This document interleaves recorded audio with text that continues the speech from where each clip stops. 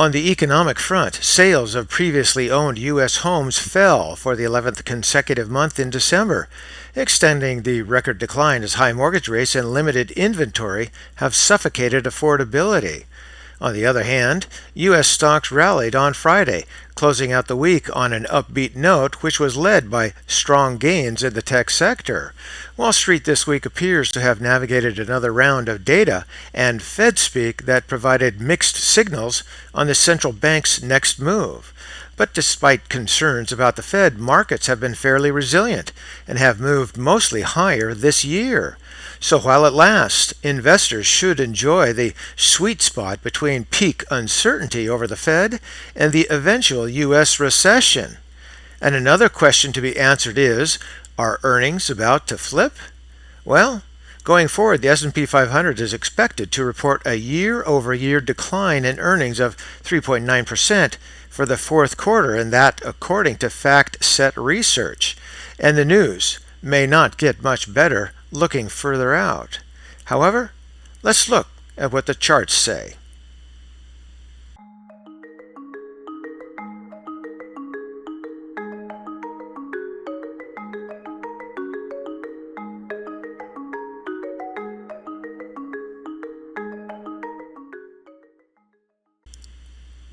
Two charts today, beginning here with the 20-year monthly chart on the spiders, the SPY, and the close on Friday was 395.88. As you can see, we've created this move on down and a bottoming and basing here and a move on up, but it looks like we're running into the 20 EMA here after bouncing off the 50 EMA. So are we going to be trapped within these two moving averages? Well, let's take a look at the oscillators and see.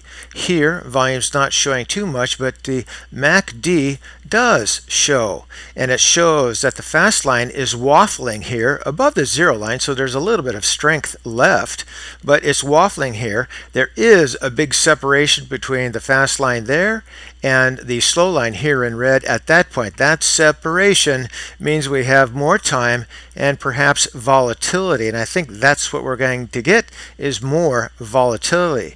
Looking at the histogram, you can see that we've bottomed and based. We've been moving up for the last few months, but we have a long way to go before we get to that zero line. So I think there could be some reflections back on the downside. Looking here into the price rate of change, you can see we're doing some sawtoothing. We moved on up, got reflected back, a little sawtooth down here, and I think we have more time before the price rate of change fast line moves through the slow line and then into the relative strength index. You can see that we're below that 50 line, so things are weak, and that's why the sawtoothing is continuing to occur here.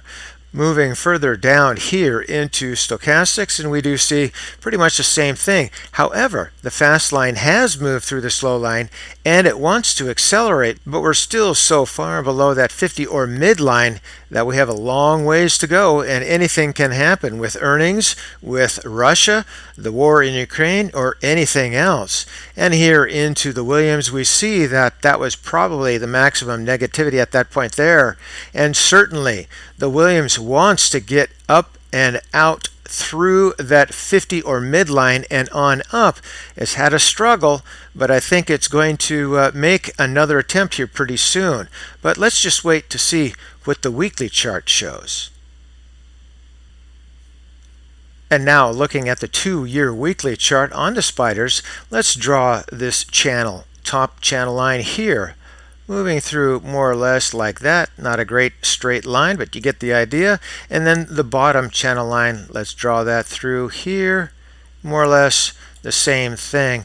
It's not a great channel, but you get the idea. We've come off of this base here, and we've hit both the 50 EMA and then the top channel line. It looks like it wants to give that up and head on down. That's what I've been looking for, and I think that's what we're getting, but it needs to go down further in my humble opinion. I'd like to see again a bottom in this area here, which would create a head and shoulders of sorts. as you can see there. But if it does continue down, then it has to test this line here, and if it continues down, say further, then we start the process all over again.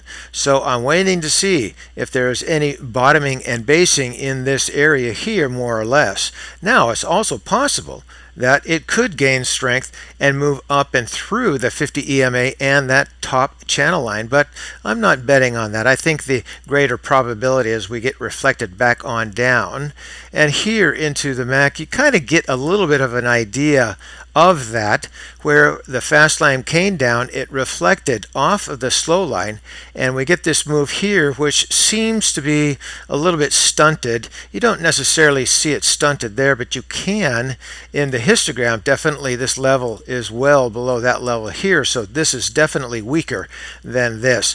But we still have more time to see how this evolves. It can continue to strengthen. And then down here in the price rate of change, you can see that that sawtooth came up to this level here, and it's starting to move on back down, which I had expected. That's a pretty long move from there all the way up to here. So I would expect some more sawtoothing in this to weaken, and perhaps that's going to weaken the chart itself. Here in the RSI, you can definitely see movement on the way up, a little bit more strength, but here we definitely have this, say, pattern, a pennant pattern. So is it going to get pinched in here and move hard one way or the other?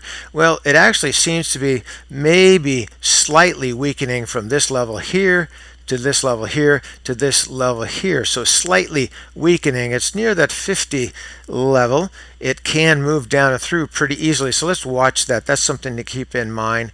Here, stochastics is showing the reflection moving on up, but it's still accelerating.